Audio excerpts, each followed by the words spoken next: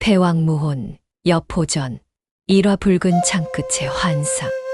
겨울바람이 헌책방의 먼지를 흩날렸다. 70을 바라보는 노인의 손가락이 노란 종이를 넘기며 떨렸다. 몸은 이미 쇠락했으나 눈빛만은 여전히 소년처럼 빛났다. 평생을 무협지와 역사서에 파묻혀 산 그였다. 여포전. 표지에 적힌 붉은 글자가 번졌다. 50년 된 고서였다. 바람에 바스러질 듯 연약한 종이 위로 방천화극을 든 장수의 형상이 어렴풋이 떠올랐다. 노인은 천천히 첫 장을 펼쳤다. 병주 5원에서 태어난 여포즈, 봉선은 천하제일의 무장이로 돼 끝내 배신자의 운명을 벗어나지 못했다. 그 순간이었다. 창끝이 허공을 가로질렀다. 눈 덮인 대지 위에서 기병 수백이 달렸다. 선두에 선 붉은 갑옷의 장수가 방천화극을 휘둘렀다. 장날이 바람을 가르자 적군 10여 명이 동시에 쓰러졌다. 여포다. 비장페이장 여포가 왔다. 함성이 하늘을 찔렀다. 적토마가 설원을 박차며 달렸다. 말 위의 장수는 젊고 강했다. 눈매는 날카로웠고 팔뚝은 쇠처럼 단단했다. 창끝마다 피가 튀었다. 노인은 숨을 멈췄다. 내가 여포라면 허약한 몸뚱이로는 절대 할 수 없는 꿈이었다. 70평생 오직 상상 속에서만 휘둘러본 창이었다. 그러나 지금 그의 눈앞에서는 모든 것이 생생했다. 말의 체온, 바람의 차가움, 피의 비린내까지. 나는 노인의 입술이 떨렸다. 나는 여포다. 그 순간 세상이 뒤바뀌었다. 뜨거운 햇살이 볼을 때렸다. 노인은 눈을 떴다. 아니, 이것은 노인의 눈이 아니었다. 맑고 또렷한 시야, 뻣뻣하지 않은 목, 아픔 없는 허리. 그는 벌떡 일어났다. 이게 뭐지? 목소리마저 어려졌다. 10살 남짓한 소년의 목소리였다. 노인은 허둥지둥 손을 들어 자신의 얼굴을 만져보았다. 주름 하나 없는 매끈한 피부, 단단한 턱선. 혼란스러웠다. 떠오르는 기억들이 자신의 것이 아니었다. 병주 5원의 목장, 말을 기르는 아버지, 흉노족의 습격. 낯선 기억들이 노인의 의식과 뒤섞였다. 이곳이 병주, 그럼 나는? 근처의 노인 물동이에 자신의 얼굴을 비춰보았다. 수면에 비친 것은 어린 소년의 모습이었으나 그 이목구비에서 익숙한 무언가를 느꼈다. 여포. 내가 진짜 여포가 되었다는 말인가? 믿기 어려웠다. 하지만 머릿속을 스치는 단편적 기억들이 확신을 주었다. 이 아이의 이름은 여포즈 봉선, 병주 5원 출신. 그리고 무엇보다 이 강건한 몸 속에 흐르는 뜨거운 피가 말해주고 있었다. 노인의 영혼이 소년 여포의 몸에 깃든 것이었다. 하하하, 하하하하. 웃음이 터졌다. 70년간 꿈꿔온 일이 현실이 되었다. 쇠락한 육신에서 벗어나 천하제일 무장의 몸을 얻었다. 그는 주먹을 쥐었다. 힘이 넘쳤다. 그런데 문득 가슴 속에서 뜨거운 무언가가 꿈틀거렸다. 혈관을 따라 흐르는 이상한 기운. 이것이 바로 내공의 씨앗인가. 노인은 깊게 숨을 들이마셨다. 몸 안의 기혈이 경맥을 따라 천천히 돌기 시작했다. 웃음이 점차 수그러들며 그의 표정이 침착해졌다. 여포의 운명이라면 역사를 아는 노인이었다. 여포는 강했지만 현명하지 못했다. 두 번의 배신, 끝없는 유랑, 그리고 합의성에서의 비참한 최후. 아니다. 노인의 눈빛이 날카로워졌다. 흥분으로 들떠있던 마음이 가라앉으며 70년 세월의 무게가 어린 얼굴에 스며들었다. 이제 그는 단순한 여포가 아니었다. 역사를 꿰뚫는 지혜와 여포의 무력, 그리고 이 몸에 잠든 무한한 잠재력이 결합된 존재였다. 나는 운명을 바꾸겠다. 여포야, 어디 갔느냐? 멀리서 남자의 목소리가 들렸다. 그 순간 노인은 움찔했다. 여포라는 이름이 자연스럽게 자신을 부르는 것처럼 느껴졌다. 몸이 먼저 반응했다. 아버지라고 불러야 하는 건가? 하지만 내 진짜 아버지는 복잡한 감정이 휘몰아쳤다. 70년을 살아온 노인으로서는 어린아이 행세를 하는 것이 어색했다. 그렇다고 갑자기 어른스럽게 굴 수도 없었다. 그는 조심스럽게 걸음을 옮겼다. 어린 몸에 익숙하지 않아 처음 몇 걸음은 비틀거렸다. 평생 구부정한 허리로 살던 노인이었다. 이렇게 곧게 펴진 척추가 낯설었다. 천천히, 차근차근 적응해야 한다. 여포, 대답이 없구나. 아버지의 목소리가 더 가까워졌다. 이번에는 약간 걱정하는 어조였다. 여포는 아니, 이제 노인의 영혼을 지닌 새로운 여포는 천천히 일어났다. 그의 눈에는 더 이상 소년의 철없음이 없었다. 깊고 침착한 빛이 흘렀다. 세상을 경험한 자의 무게가 어린 얼굴에 스며들었다. 오고 있소, 아버님. 말이 어색하게 나왔다. 소라는 높임말이 자연스럽게 튀어나온 것이다. 아이가 쓸 말투가 아니었다. 너무 어른스럽게 말했나? 다행히 아버지는 멀리 있어서 정확히 듣지 못한 모양이었다. 노인은 안도의 숨을 내쉬었다. 이 시대의 언어, 이 나이에 맞는 행동, 그리고 여포라는 인물에 대한 주변 사람들의 기대. 적응해야 할 것이 한두 가지가 아니었다. 그는 걸음을 계속 옮겼다. 몸이 점차 가벼워진 게 느껴졌다. 어제까지의 허약함은 흔적도 없었다. 근육 하나하나가 탄력 있게 움직였고 폐 속에는 맑은 공기가 가득했다. 이제부터는 다른 길을 가겠다. 노인은 다짐했다. 배신의 길이 아닌 의리의 길을, 유랑이 아닌 정착의 길을, 그리고 무엇보다 비참한 죽음이 아닌 영광스러운 승리의 길을. 목장 저편에서 아버지가 손을 흔들고 있었다. 아직은 평화로운 오후였다. 하지만 노인은 알고 있었다. 얼마 지나지 않아 황건적의 난이 일어날 것이고 이 평화는 산산조각 날 것이라는 사실을.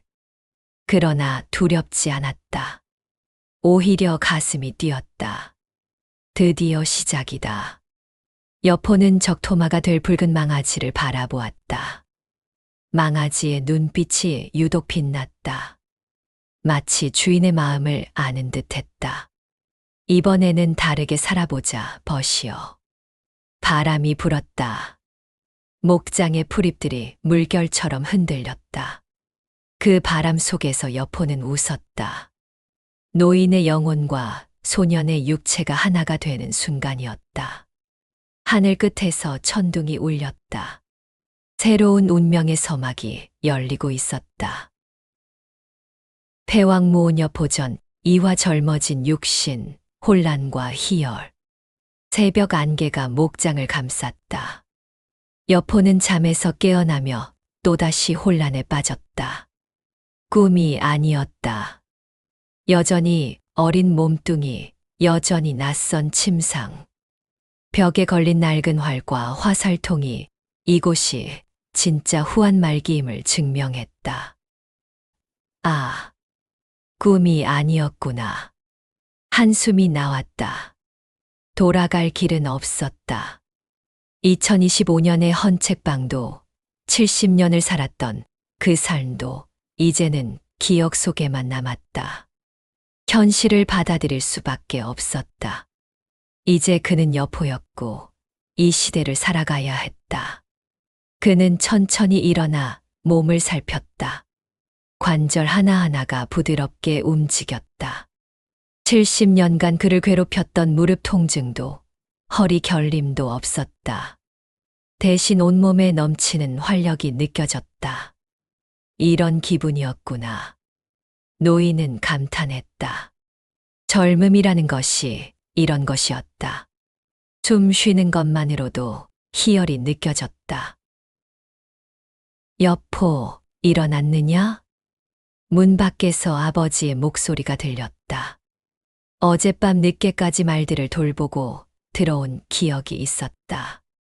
아니, 그것은 여포의 기억이었다. 노인의 기억과 여포의 기억이 자꾸 뒤섞였다. 예, 아버지. 이번에는 조심스럽게 대답했다. 어제처럼 어른스러운 말투가 나오지 않도록 신경 썼다. 오늘은 북쪽 목초지로 말들을 몰고 가야 한다. 준비하거라. 알겠습니다. 여포는 옷을 갈아입으며 거울을 들여다보았다.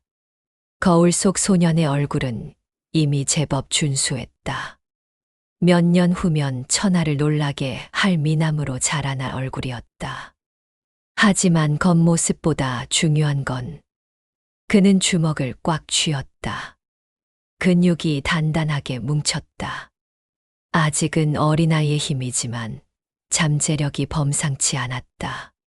혈관 속으로 뜨거운 기운이 흘렀다. 목초지로 향하는 길에서 첫 시험이 찾아왔다. 아버지와 함께 말 10여 마리를 몰고 가던 중 앞에서 말 한 마리가 갑자기 날뛰기 시작했다. 젊은 수말이었다. 무언가에 놀란 듯 앞발을 치켜들며 울부짖었다. 위험하다. 여포, 뒤로 물러서라. 아버지가 소리쳤다. 하지만 여포는 오히려 앞으로 나섰다. 70년 인생의 경험이 말해주고 있었다. 이런 때일수록 침착해야 한다고. 진정하거라. 여포는 낮고 차분한 목소리로 말에게 다가갔다. 주말이 더욱 격렬하게 날뛰었지만 그는 멈추지 않았다. 손을 천천히 뻗어 말의 목을 어루만졌다. 신기한 일이 일어났다. 주말이 점점 진정되기 시작했다. 어떻게? 아버지가 놀란 목소리로 물었다. 평소의 여포라면 무서워서 도망쳤을 상황이었다. 그저 마음이 통한 것 같습니다. 여포는 애매하게 대답했다. 사실은 70년 동안 책에서 읽었던 온갖 지식이 도움이 된 것이었다. 말의 습성, 진정시키는 방법, 접근하는 요령까지. 아버지는 한동안 여포를 바라보았다. 뭔가 다르다는 듯한 표정이었다. 요즘 내가 좀 달라 보인다. 달라 보인다고요? 응. 더 차분해졌달까. 예전에는 저런 말 앞에서 겁부터 냈는데. 여포는 식은땀을 흘렸다. 너무 티가 났나? 조심해야 했다. 그냥 조금 잘한 것 같습니다. 지식이 실전에서 이렇게 유용할 줄이야. 하지만 들키지 않게 조심해야 한다. 그날 오후 더 큰 변화가 찾아왔다. 목초지에서 말들을 풀어놓고 쉬던 중 여포는 호기심에 무거운 돌을 들어보려 했다. 어른 남자도 힘겨워할 만한 크기였다. 설마 들릴까? 그런데 놀랍게도 돌이 들려졌다. 힘들긴 했지만 분명히 바닥에서 떨어졌다. 헉! 여포는 깜짝 놀라 돌을 놓았다. 쿵 소리와 함께 땅이 울렸다. 이 몸의 잠재력이 이 정도라고? 더 놀라운 것은 그 순간 온몸을 타고 흐른 뜨거운 기운이었다. 혈관을 따라 무언가가 꿈틀거렸다. 마치 잠자던 용이 깨어나는 것 같았다. 하지만 곧 그 기운은 사라져 버렸다. 이게 내공인가? 아니면 단순한 착각? 확신할 수 없었다. 무협지에서 읽었던 것과는 달리 명확하지 않았다. 여포, 괜찮느냐? 아버지가 달려왔다. 여포의 안색이 이상했기 때문이다. 예, 괜찮습니다. 하지만 마음은 괜찮지 않았다. 방금 전 느낀 그 기운이 무엇인지 알고 싶었다. 저녁, 집으로 돌아온 여포는 혼자만의 시간을 가졌다. 호흡을 고르고 그는 책에서 읽었던 내공 수련법을 떠올렸다. 다리를 모으고 앉아 눈을 감았다. 천천히 숨을 들이마시고 내쉬었다. 1시간이 지났다. 아무 일도 일어나지 않았다. 2시간이 지났다. 여전히 평범한 호흡일 뿐이었다. 3시간이 지나자 다리가 저리기 시작했다. 허리도 아팠다. 역시 무협지는 무협지일 뿐인가.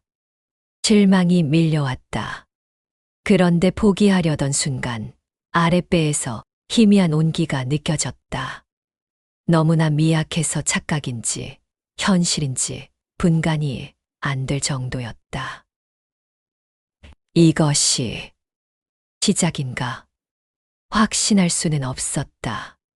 하지만 분명히 평소와는 다른 무언가였다. 그는 조심스럽게 그 온기에 집중했다. 4시간째, 5시간째. 밤이 깊어져도 여포는 포기하지 않았다. 드디어 6시간째가 되어서야 그 온기가 조금씩 움직이기 시작했다. 거북이 기어가는 것처럼 느리고 미약했지만 분명히 경맥을 따라 흘러가고 있었다. 정말 되는 건가? 감격스러웠다. 하지만 동시에 깨달았다. 이것은 무협지처럼 쉽게 되는 일이 아니었다. 엄청난 인내와 노력이 필요한 일이었다. 하루 종일 수련해도 겨우 이 정도였다. 하지만 시작은 했다. 감탄이 터져 나왔다. 70년간 꿈꿔온 내공 수련이 현실이 되었다. 비록 시작에 불과했지만 가능성은 확인했다. 긴 여정의 첫걸음이군. 그날 밤 여포는 창밖을 바라보며 생각에 잠겼다. 달빛이 목장을 은빛으로 물들였다. 말들이 한가롭게 풀을 뜯고 있었다. 평화로운 풍경이었다. 하지만 이 평화도 오래가지 못할 것이다. 그는 역사를 알고 있었다. 얼마 지나지 않아 황건적의 난이 터질 것이고 천하는 혼란에 빠질 것이다. 그때가 바로 자신이 활약할 무대였다. 하지만 이번에는 다르다. 과거의 여포는 단순히 힘만 믿고 살았다. 하지만 지금의 여포에게는 70년의 지혜가 있었다. 병법에 대한 지식, 정치에 대한 이해, 그리고 무엇보다 역사의 흐름에 대한 통찰이 있었다. 신중하게, 하지만 확실하게 나아가자. 이번에는 배신자가 아닌 진정한 패왕으로. 그의 눈에 결의가 서렸다. 내공 수련도, 무력 단련도, 세력 확장도 모든 것을 차근차근 쌓아 올리겠다는 다짐이었다. 바람이 불어와 머리카락을 흔들었다. 그 바람 속에서 여포는 미소를 지었다. 새로운 인생의 첫날이 저물어가고 있었다. 멀리서 늑대 울음소리가 들려왔다. 혼란의 시대가 다가오고 있음을 알리는 전령인 듯했다. 3화 병주의 소녀. 5월의 햇살이 병주 마을을 비쳤다. 여포는 아버지와 함께 마을로 향했다. 목장에서 기른 말 한 마리를 팔기 위해서였다. 생전 처음 보는 마을이었지만 여포의 기억 속에는 익숙한 풍경이었다. 이곳이 바로 마을 입구의 낡은 성문, 좁은 골목길, 그리고 시장 냄새까지. 모든 것이 후한 말기의 전형적인 모습이었다. 70년을 현대에서 산 노인에게는 신기한 광경이었다. 여포, 따라오거라. 말을 잃어버리지 말고. 예, 아버지. 아버지는 말고삐를 잡고 시장으로 향했다. 여포는 그 뒤를 따르며 주변을 둘러보았다. 사람들의 옷차림, 말투, 행동 하나하나가 모두 새로웠다. 시장은 북적거렸다. 곡식을 파는 상인, 배를 짜는 아낙네, 쇠를 두드리는 대장장이, 활기찬 소리들이 뒤섞였다. 하지만 여포의 눈에는 다른 것들도 보였다. 저 사람들 표정이 겉으로는 평범해 보였지만 사람들의 얼굴에 근심이 서려 있었다. 웃음소리도 어딘지 어색했다. 시대의 불안이 느껴졌다. 이 말이 얼마요? 한 중년 남자가 다가와 물었다. 건장한 체격에 칼을 찬 것으로 보아 무인인 듯했다. 5냥입니다. 아버지가 대답했다. 꽤 비싼 값이었다. 하지만 말의 품질을 보면 적당한 가격이었다. 조금 비싸군. 남자가 말을 살펴보며 금정했다. 그때였다. 아버지, 안 돼요. 갑자기 어디선가 소녀의 목소리가 들렸다. 여포는 고개를 돌렸다. 시장 한편에서 한 소녀가 중년 남자와 실랑이를 벌이고 있었다. 첫눈에 보기에도 범상치 않은 소녀였다. 15살 정도로 보였지만 그 기품이 평범하지 않았다. 헝클어진 머리카락 사이로 드러난 이마는 맑고 지적이었고 작지만 오뚝한 코가 의지를 드러냈다. 무엇보다 눈빛이 특별했다. 맑은 샘물처럼 투명하면서도 꺾이지 않는 강철 같은 의지가 담겨 있었다. 평범한 옷차림이었지만 그 자태에서는 고귀함이 풍겼다. 저런 아이가 이런 곳에. 여포는 무의식 중에 발걸음을 멈췄다. 조용히 해라. 이미 정해진 일이다. 중년 남자가 소녀를 꾸짖었다. 아버지인 듯했다. 하지만 아직 어린데. 그 사람은 이미 아내가 둘이나 있잖아요. 소녀의 목소리에 절망이 섞여 있었다. 정략 결혼을 강요당하는 상황인 듯했다. 여포는 계속 그 광경을 지켜보았다. 처음에는 단순한 호기심이었다. 하지만 점차 다른 감정이 일어났다. 소녀가 고개를 들며 아버지에게 맞서는 모습에서 강인함이 느껴졌다. 눈물을 흘리면서도 포기하지 않는 의지에서 아름다움이 보였다. 왜 자꾸 신경이 쓰이지? 70년을 살면서도 이런 기분은 처음이었다.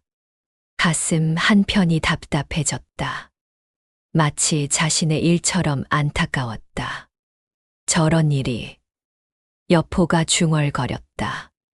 어디 보고 있어? 아버지가 물었다.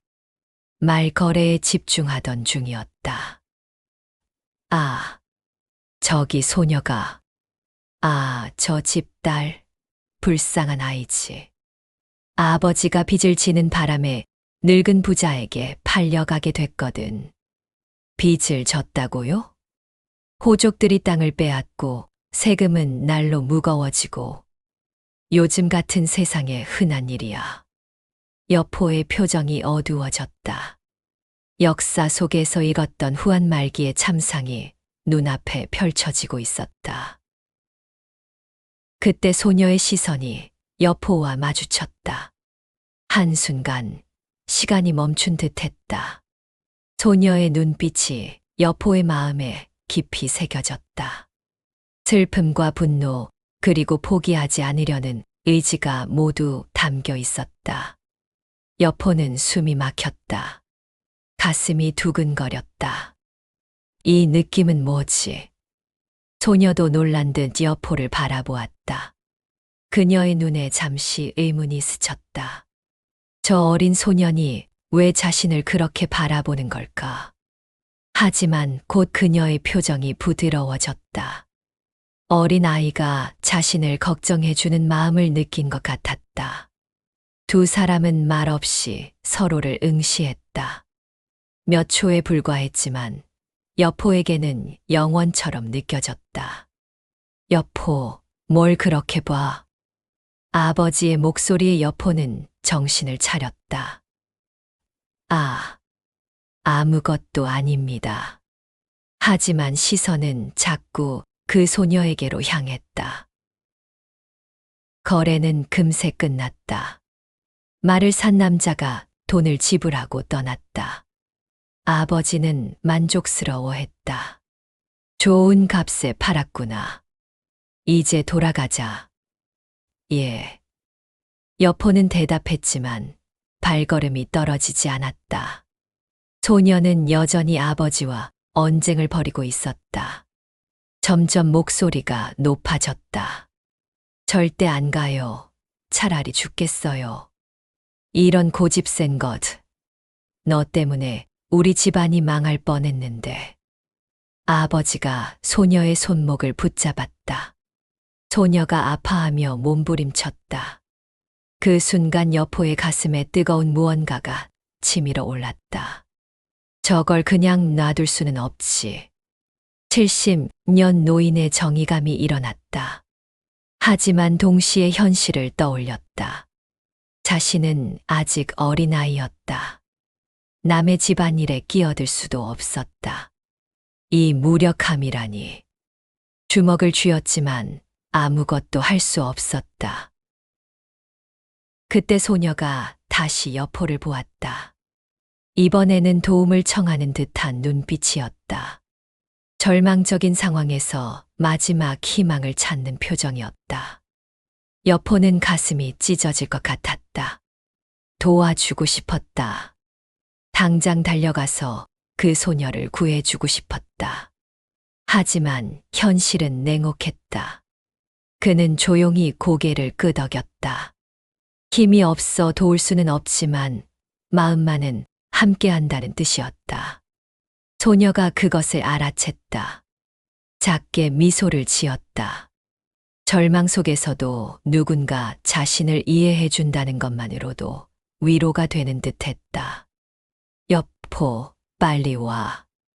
아버지가 재촉했다. 여포는 마지막으로 소녀를 바라보았다. 소녀도 그를 보고 있었다. 그 순간 소녀가 작게 입술을 움직였다. 고마워요. 목소리는 들리지 않았지만 이 모양으로 알 수 있었다. 그리고 그녀가 머리에서 작은 비녀를 빼어 여포 쪽으로 살짝 던졌다. 아무도 눈치채지 못할 만큼 자연스럽게. 여포는 재빨리 그것을 주워 품에 넣었다. 옥으로 만든 작은 비녀였다. 연꽃 무늬가 정교하게 새겨져 있었다. 마을을 떠나는 길에 여포는 계속 뒤를 돌아보았다. 소녀의 모습은 이미 보이지 않았다. 하지만 그 눈빛은 여전히 마음에 남아 있었다. 오늘 본 그 아이, 이름이 뭔가요? 여포가 조심스럽게 물었다. 소연수 렌이라고 하더구나. 연꽃처럼 맑고 순수하다고 지은 이름이래. 소연이라는 이름이구나. 여포는 품속의 비녀를 만졌다.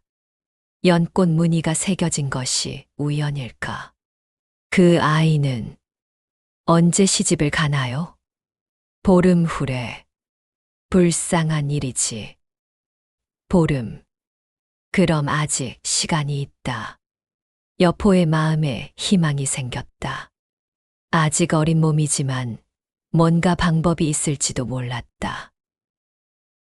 그날 밤 여포는 소연의 얼굴을 떠올리며 내공 수련에 집중했다.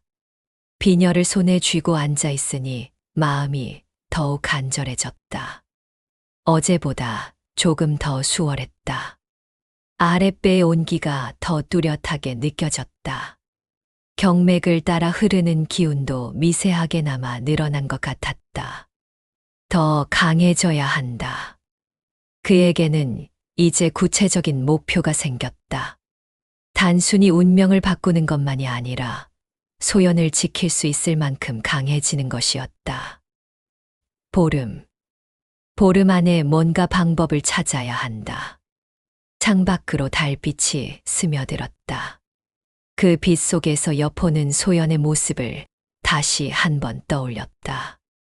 맑고 굳센 눈빛, 포기하지 않으려는 의지, 그리고 마지막 순간의 미소. 손에 쥔 비녀가 따뜻해졌다.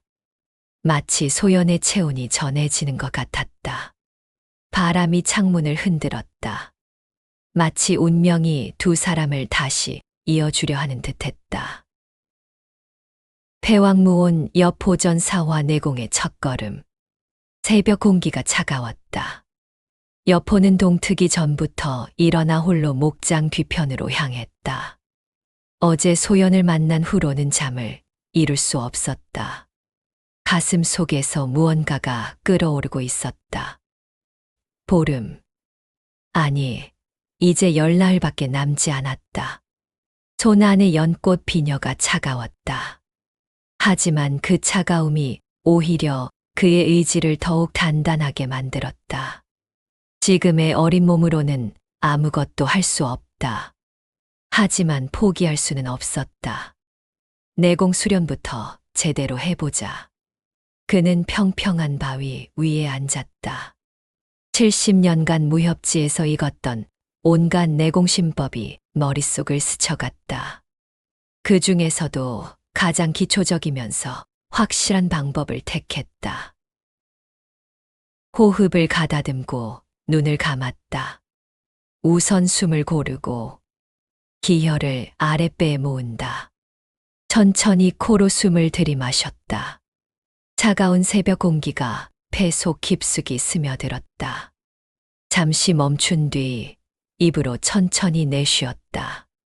숨을 내쉴 때마다 잡념이 사라져갔다. 처음 1시간은 평범한 호흡일 뿐이었다. 그저 공기가 들어오고 나갈 뿐 특별한 것은 없었다. 조급해하지 말자. 어제도 몇 시간이 걸렸으니까. 2시간째 여전히 변화는 없었다. 하지만 여포는 포기하지 않았다. 소연의 얼굴을 떠올리며 집중했다. 그녀를 지키기 위해서라면 몇 시간이라도 견딜 수 있었다. 3시간째가 되어서야 미세한 변화가 느껴졌다. 아랫배 깊숙한 곳에서 솜털처럼 부드러운 온기가 일어났다. 이거다. 온기는 처음에는 정말 미약했다. 바람에 꺼질 듯한 촛불처럼 희미했다. 조금이라도 집중력이 흐트러지면 사라져버릴 것 같았다. 여포는 숨을 죽이고 그 온기를 보듬었다. 시간이 흘러갔다. 해가 떠올랐지만 여포는 눈을 뜨지 않았다. 온기가 점점 뚜렷해졌다. 좁쌀알만 했던 것이 파탈만큼 커졌다. 더 크게 만들어야 한다. 4시간째 온기가 천천히 움직이기 시작했다. 아랫배에서 시작되어 척추를 따라 조금씩 올라갔다. 거북이 기어가는 것보다도 느렸지만 분명히 움직이고 있었다. 5시간째 온기가 등 뒤로 넘어갔다. 목덜미까지 올라온 순간 온몸에 전율이 일었다. 소주천. 정말 소주천이 되는 건가? 6시간째 온기가 머리 위를 돌아 이마로 내려오기 시작했다. 무협지에서 익었던 그 길 그대로였다. 7시간이 지나서야 온기가 다시 아랫배로 돌아왔다. 한 바퀴 순환을 완성한 것이다. 비록 실처럼 가늘고 느렸지만 분명한 소주천이었다. 여포는 천천히 눈을 떴다. 해가 중천에 떠 있었다. 온몸이 뻐근했지만 동시에 전에 없던 상쾌함이 느껴졌다. 긴 숨을 내쉬었다.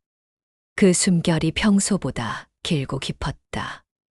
몸 안에 확실한 변화가 일어났다. 여포는 일어서서 몸을 살펴보았다. 우선 시야가 더 맑아졌다. 멀리 있는 나무 잎의 맥까지 선명하게 보였다. 귀도 더 예민해졌다. 바람 소리 속에서 새들의 지저귀이 구분되어 들렸다. 그는 가볍게 뛰어보았다. 발이 땅에서 떨어지는 시간이 평소보다 길었다. 몸이 한결 가벼워진 것이다. 아직은 미약하지만 확실히 달라졌다. 주먹을 쥐어보았다. 힘 자체는 크게 늘지 않았지만 근육이 더 단단하고 탄력 있게 느껴졌다. 마치 몸 안에 잠자던 무언가가 깨어나기 시작한 것 같았다. 여포, 어디 있느냐? 멀리서 아버지의 목소리가 들렸다. 목소리에 걱정이 섞여 있었다. 오고 있습니다. 여포는 일어나서 집으로 향했다. 걸음걸이가 어제와 완전히 달랐다. 발걸음이 가볍고 안정적이었다. 발끝에서 땅의 감촉이 더 생생하게 전해졌다. 마치 땅과 하나가 된 것 같은 느낌이었다. 이것이 내공의 효과구나. 신기했다. 하루 만에 이런 변화가 있을 줄은 몰랐다. 물론 아직 미미한 수준이었지만 가능성은 확인했다. 집에 도착하자 아버지가 마당에서 서성이고 있었다. 여포, 새벽부터 어디 갔었느냐? 아침밥도 안 먹고. 죄송합니다. 몸이 답답해서 산책을 했습니다. 여포는 미리 준비한 대답을 했다. 산책을 그렇게 오래 해가 중천에 떴는데 아버지가 의심스러운 눈으로 바라보았다.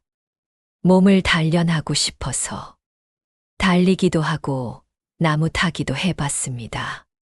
여포는 땀에 젖은 옷을 보이며 설명했다. 실제로 7시간 수련의 결과였다. 아, 그래서 땀을 그렇게 흘렸구나. 그런데 요즘 부쩍 어른스러워졌다. 뭔가 달라 보여.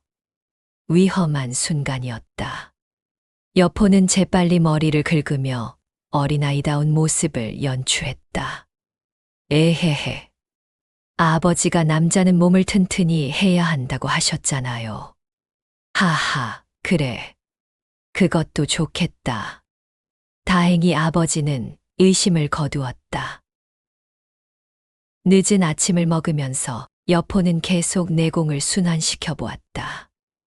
음식을 먹는 중에도 아랫배의 온기를 의식했다. 신기하게도 집중하면 그 온기가 다시 움직이기 시작했다.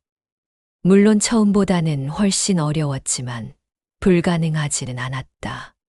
이렇게 일상 중에도 수련할 수 있다면 가능성이 보였다. 하루 종일 앉아서 수련할 수는 없지만 틈틈이 조금씩이라도 연습한다면 조금씩 늘어갈 것이었다.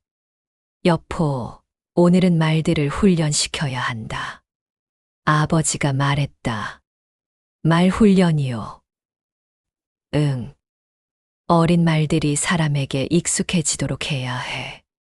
내가 도와줘라. 여포의 눈이 빛났다. 말 훈련이라면 좋은 기회였다.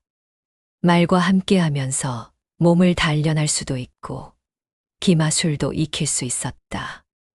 여포라면 말을 다루는 것쯤은 몸에 남아있는 여포의 기억이 도움이 될 것이었다. 그런데 문득 시간이 걱정되었다. 이렇게 한가하게 있을 시간이 있나 소연의 시집가는 날이 점점 다가오는데 하지만 조급해해야 소용없었다. 지금 당장 할 수 있는 것은 하루하루 조금씩이라도 강해지는 것뿐이었다. 목장으로 나가자 젊은 말 몇 마리가 울타리 안에서 뛰고 있었다. 그 중에서도 유독 눈에 띄는 말이 하나 있었다. 온몸이 붉은 빛을 띠는 준마였다. 아직 어렸지만 이미 범상치 않은 기세가 느껴졌다. 저것이 적토마가 될 말인가. 여포의 가슴이 뛰었다. 역사상 여포와 함께했던 명마 적토마. 그 전설의 시작점을 보고 있는 것일지도 몰랐다. 저 붉은 말은 뭔가요? 아, 저놈 사흘 전에 태어났어. 태어나자마자 일어서서 뛰어다니더라고. 범상치 않은 놈이야. 아버지가 자랑스럽게 말했다. 제가 저 말을 훈련시켜봐도 될까요? 저놈은 아직 어렸어. 하지만 내가 해보고 싶다면 천천히 해봐라. 조심해야 한다. 여포는 조심스럽게 울타리에 다가갔다. 붉은 망아지가 경계심 어린 눈으로 그를 바라보았다. 조심스럽게 겁주지 말고. 그는 천천히 손을 내밀었다. 망아지가 뒷걸음질 쳤다. 하지만 여포는 서두르지 않았다. 70년의 인내심이 빛을 발했다. 무서워하지 마라. 해치지 않을 테니. 낮고 부드러운 목소리로 말을 달랬다. 그런데 신기한 일이 일어났다. 여포가 말을 하자 망아지의 경계심이 누그러지기 시작했다. 내공 때문인가. 아랫배의 온기가 목소리에 실려 나가는 것 같았다. 무협지에서 익었던 내력으로 상대를 안정시키는 기법이 무의식적으로 발현되고 있었다. 몇 분 후 망아지가 조심스럽게 다가왔다. 코를 킁킁거리며 여포의 손 냄새를 맡았다. 그래, 착하다. 여포가 망아지의 목을 쓰다듬었다. 부드러운 털이 손끝에 전해졌다. 그 순간 이상한 감정이 일어났다. 이 말과 함께 천하를 달리게 될 것 같은 예감이었다. 망아지도 여포를 받아들인 것 같았다. 고개를 비비며 친근함을 표시했다. 오, 저 녀석이 사람을 받아들이네. 아버지가 놀라서 소리쳤다. 저놈은 사나워서 아무도 가까이 가지 못했는데. 여포, 내게는 순한구나. 여포는 미소를 지었다. 내공의 효과인지 아니면 운명적 인연인지 알 수 없었지만 분명한 것은 이 말과 특별한 연결고리가 생겼다는 것이었다. 이름을 지어줘도 될까요? 물론이지. 내가 길들인 말이니까. 여포는 잠시 생각했다.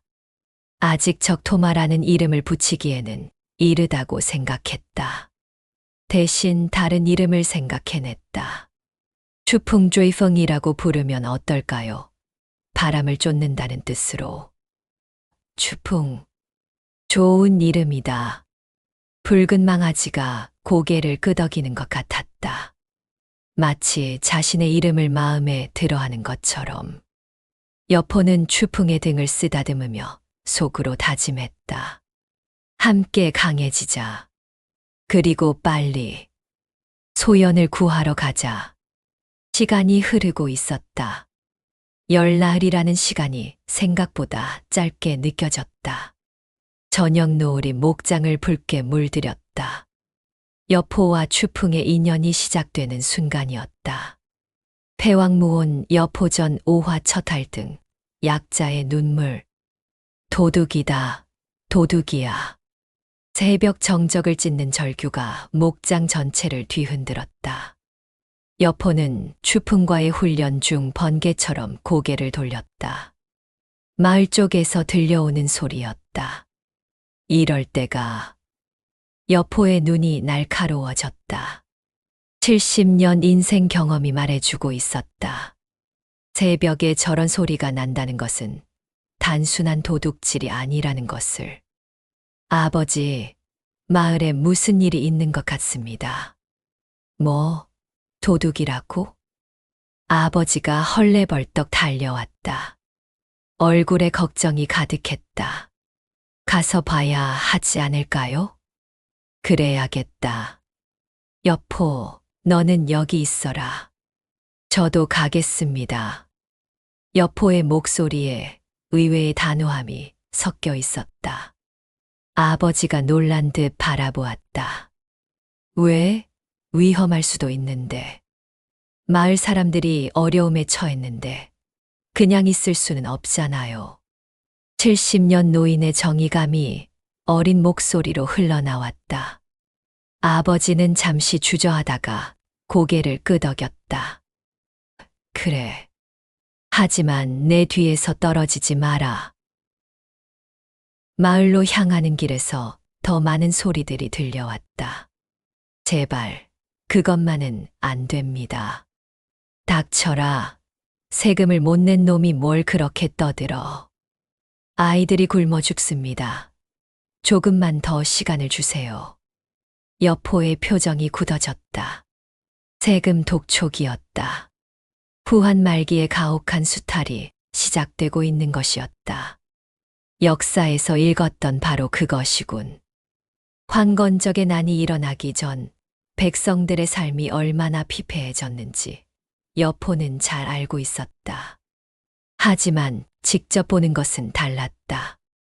마을 입구에 도착하자 참혹한 광경이 펼쳐졌다. 무장한 관리들이 집집마다 들이닥쳐 곡식과 가축을 빼앗고 있었다. 이놈들, 곡간을 다 뒤져라.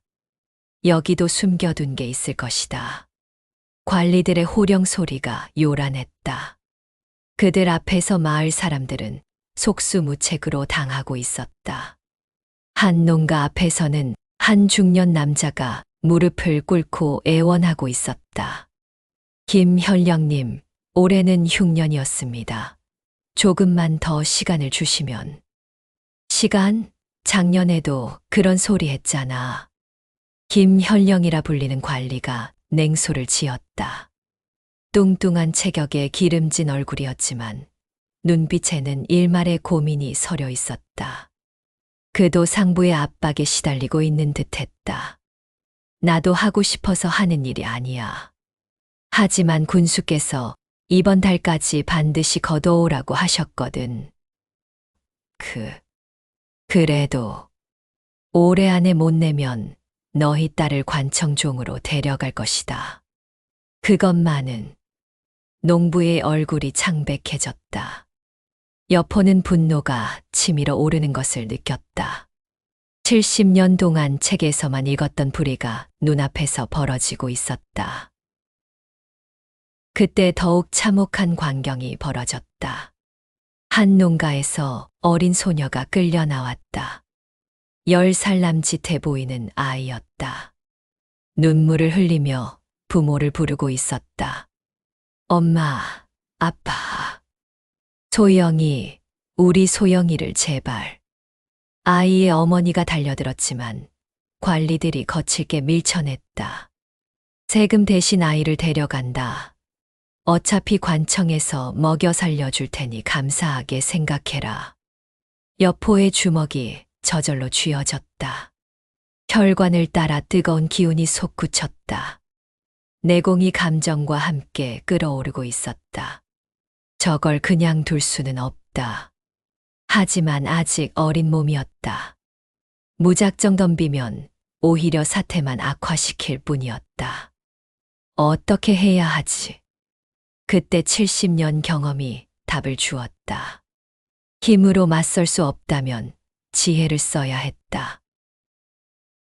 여포는 아버지에게 조용히 말했다. 아버지, 저 김현령에게 뭔가 제안을 해보면 어을까요? 제안이라니? 저희가 세금을 대신 내주는 조건으로 저 아이를 구해내는 거죠. 아버지가 깜짝 놀랐다. 여포야, 우리가 어디 그럴 여유가. 우리 말 한 마리를 팔면 됩니다. 추풍 말고 다른 말로요. 여포의 목소리에 절박함이 담겨 있었다. 소연을 구하지 못하는 상황에서 최소한 눈앞에 아이라도 구하고 싶었다. 아버지는 잠시 고민하더니 고개를 끄덕였다. 그래. 저것은 너무 가혹하다. 두 사람이 김현령에게 다가갔다. 현령님. 아버지가 정중하게 인사했다. 누구냐? 김현령이 불쾌한 표정으로 돌아봤다. 목장을 운영하는 이성호라고 합니다. 저 집의 세금을 제가 대신 내드리면 어떨까 해서요. 김현령의 눈에 탐욕이 번뜩였다. 호, 남의 세금을 대신 낸다고. 네. 말 한 마리 값이면 충분하지 않습니까? 말 한 마리? 김현령이 여포네 아버지를 훑어보았다. 제법 좋은 옷을 입고 있었고 여유가 있어 보였다. 좋다. 하지만은 열량은 있어야 할 것이다. 바가지를 씌우는 것이었다. 원래 세금은 은 5냥이면 충분했다. 아버지가 당황했지만 여포가 소매를 잡아당겼다. 알겠습니다. 아버지가 답했다. 그럼 지금 당장 가져와라. 집에 가서 가져와야 하는데. 안 된다. 지금 당장. 김현령이 소리를 질렀다. 사실 돈보다는 사람들 앞에서 위세를 보이고 싶어 하는 것 같았다. 여포는 순간 결단을 내렸다. 잠깐만요. 여포가 앞으로 나섰다. 모든 사람의 시선이 그에게 집중되었다. 너는 뭐냐, 꼬마야? 김현령이 비웃음을 지었다. 제가 현령님께 내기를 하나 제안드리고 싶습니다. 내기. 네. 만약 제가 현령님이 내시는 문제를 풀면 저 아이만은 보내주세요. 여포는 신중하게 말했다. 너무 큰 조건을 걸면 상대방이 응하지 않을 것이었다. 흥미롭군. 그럼 내가 지면? 저희 집 말 한 마리를 드리겠습니다. 김현령이 잠시 생각하더니 고개를 끄덕였다. 좋다. 어차피 질 게 뻔한 내기인데 재미삼아 해보지. 김현령이 첫 번째 문제를 냈다. 우물에서 하루에 반씩 물이 찬다고 하자. 우물이 가득 찰 때까지 10일이 걸린다면 우물이 반만 찰 때까지는 며칠이 걸리겠느냐? 주변 사람들이 웅성거렸다. 언뜻 보면 5일인 것 같았지만 함정이 있는 문제였다. 여포는 미소를 지었다. 70년 인생 경험이 빛을 발할 때였다. 9일입니다. 뭐. 김현령이 당황했다. 정답이었다. 우물이 10일째에 가득 찬다는 것은 9일째에 반이 차 있었다는 뜻입니다. 10일째 되어서야 나머지 반이 찬 것이죠. 주변 사람들이 감탄했다. 김현령의 얼굴이 붉어졌다. 한 번 맞췄다고 끝이 아니다. 다음 문제다. 잠깐요. 여포가 손을 들었다. 이번에 제가 맞히면 조건을 조금 늘려주세요. 저 집뿐만 아니라 오늘 끌려가는 아이들 모두를 보내주시는 겁니다. 뭐, 어차피 저 같은 꼬마가 또 맞힐 리 없잖아요. 재미를 위해서 말입니다. 김현령이 잠시 고민하더니 고개를 끄덕였다. 자신감이 있었다. 좋다. 두 번째 문제가 나왔다. 한 농부가 닭과 토끼를 기르고 있다. 머리수는 총 20개, 다리수는 총 56개라면 닭과 토끼는 각각 몇 마리씩인가. 이것도 여포에게는 어려울 게 없었다. 연립방 정식의 기초 문제였다. 닭이 12마리, 토끼가 8마리입니다. 김현령의 얼굴이 더욱 굳어졌다. 또 맞췄다고? 여포는 차분하게 설명했다. 닭과 토끼가 모두 2개의 다리를 가진다고 가정하면 총 40개의 다리가 됩니다. 하지만 실제로는 56개이므로 16개가 더 많습니다. 토끼는 닭보다 다리가 2개 더 많으니 토끼가 8마리, 따라서 닭이 12마리입니다. 사람들이 다시 감탄했다. 김현령이 식은땀을 흘렸다. 이번에는 여포가 다시 손을 들었다. 이번에 마치면 오늘 걷어간 곡식의 절반을 돌려주세요. 절반을? 네. 그 정도는 되어야 재미있는 내기 아니겠어요? 김현령이 망설였다. 하지만 이미 사람들이 지켜보고 있었다. 뒤로 물러날 수 없었다. 좋다. 3번째 문제는 더 어려웠다. 어떤 상인이 물건을 사서 30% 이익을 붙여 팔려고 했다. 하지만 손님이 없어서 20% 할인해서 팔았다. 원가가 100문이었다면 최종적으로 얼마의 이익 또는 손해를 받겠는가? 여포는 머릿속으로 빠르게 계산했다. 4문의 이익을 받습니다. 어떻게? 원가 100문에 30% 이익을 붙이면 130문입니다. 여기서 20% 할인하면 130에 80%인 104문이 됩니다. 따라서 4문의 이익입니다. 김현령이 완전히 당황했다. 3 문제를 연달아 맞히는 아이를 보며 사람들은 여포를 신동으로 바라보기 시작했다. 현령님, 약속 지키셔야죠. 여포가 미소를 지으며 말했다.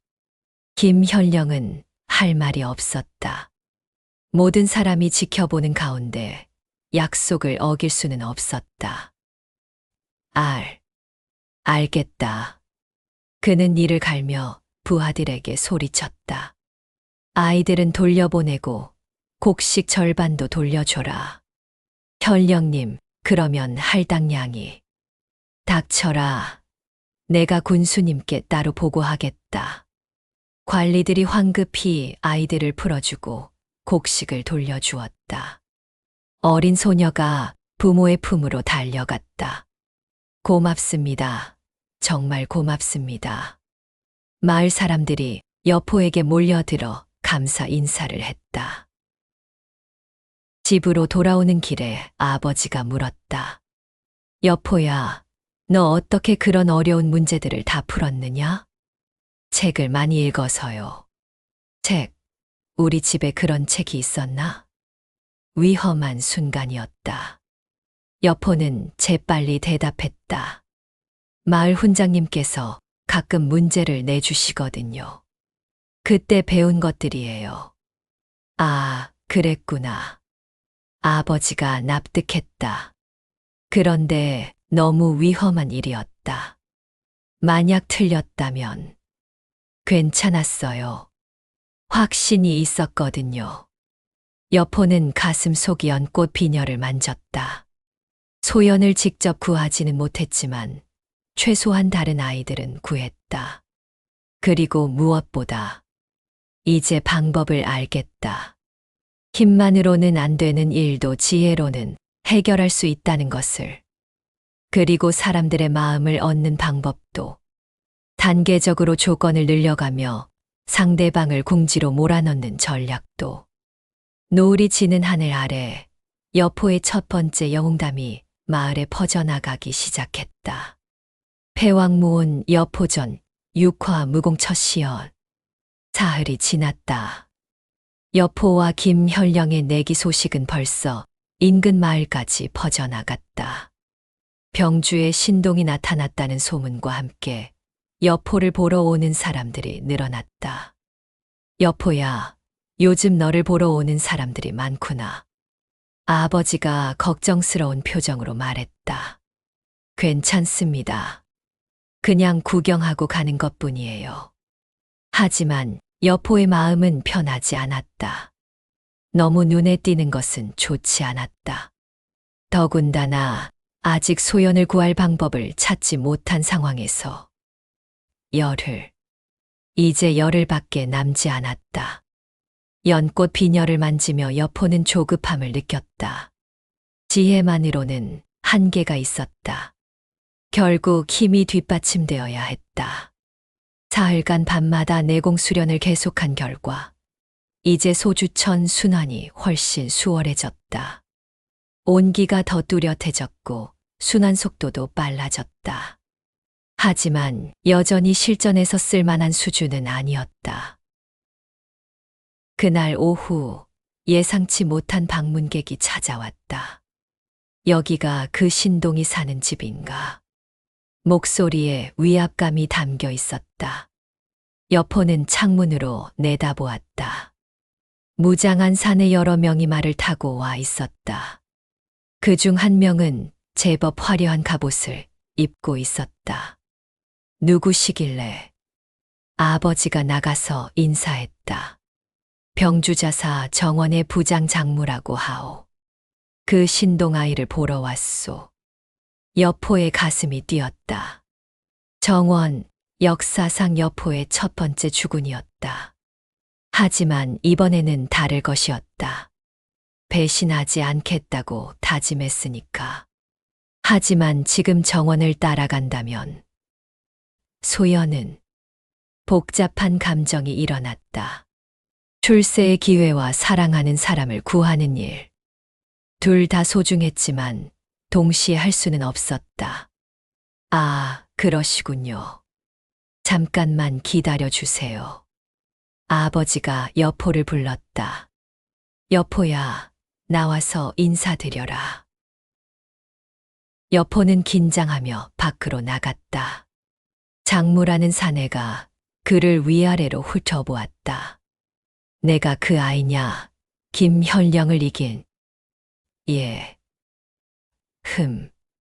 겉보기에는 평범한데. 장무가 말해서 내려 여포 앞에 섰다. 키가 크고 근육질이었다. 검을 찬 것으로 보아 무인인 듯했다. 자사님께서 내게 관심을 가지고 계신다. 저에게요. 그렇다. 머리 좋은 아이는 나라에 쓸모가 있으니까. 여포는 순간 경계심이 들었다. 너무 일찍 정치에 휘말리는 것은 위험했다. 무엇보다 소연을 구할 시간이 없어진다. 아직 어려서. 어리다고 내 또래에 공부하러 낙양에 가는 아이들도 많다. 장무가 웃으며 말했다. 하지만 머리만 좋아서는 안 된다. 몸도 튼튼해야 해. 그가 갑자기 여포의 어깨를 손으로 눌렀다. 상당한 힘이었다. 보통 아이라면 주저앉았을 것이다. 하지만 여포는 끄떡없었다. 며칠간의 내공 수련이 몸을 단단하게 만들어 놓았다. 오호. 장무의 눈에 의외라는 표정이 스쳤다. 몸도 제법 튼튼하구나. 그럼 무예는 할 줄 아느냐? 여포는 당황했다. 조금. 사실 제대로 된 무공을 익힌 적은 없었다. 내공 수련과 여포 본래의 기억에 의존한 기본기 정도뿐이었다. 그래, 그럼 한번 보자. 장무가 부하 중 하나를 손짓했다. 젊은 병사가 나왔다. 이놈과 한번 겨뤄봐라. 걱정 마라. 다치게 하지는 않을 것이다. 이럴 때가. 여포는 내심 당황했다. 무예를 보이라니.